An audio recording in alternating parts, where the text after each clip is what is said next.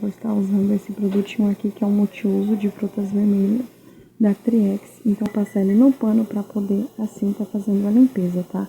Que essa é a indicação que eles deixam bem aqui atrás, ó. E aqui ele pode ser limpado fogão, geladeira, pias, metais, bancada, banheiro, piso, azulejos. Mas hoje, né, vamos estar usando esse daqui na geladeira.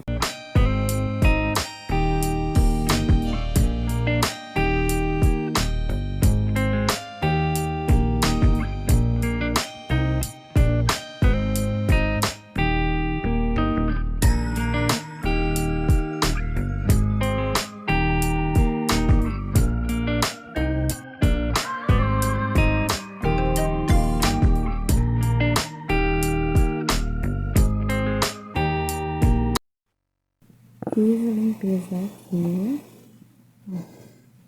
Aqui eu só passei o pano mesmo, viu, gente? Assim.